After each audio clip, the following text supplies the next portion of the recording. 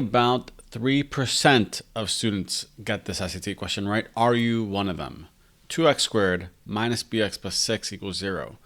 The sum of the solutions to the equation above equals 3.5. What is B?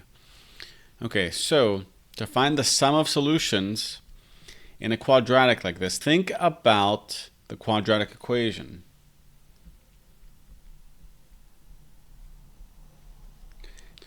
Negative b plus or minus b squared minus 4ac all over 2a. So one solution will be negative b plus b squared minus 4ac square root, right, all over 2a.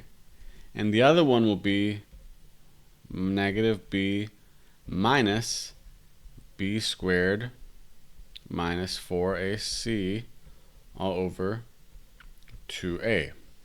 Now, when we combine them, we'll get negative b plus negative b. We have the same denominator, so we could just add them. That'll be negative 2b. Now, the plus and the minus cancel out, so those are going to go away. So we'll have negative 2b all over 2a. So that becomes negative b over a. So the solutions will be negative b over a. So we're going to have negative b over 2 equals 3.5.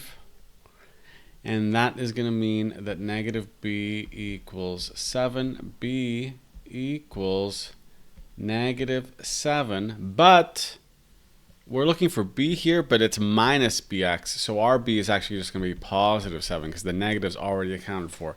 That's the thing that throws everyone off. I think about 10% of students get up to the negative b part, and then most put this answer. That's not right. You want to put this answer.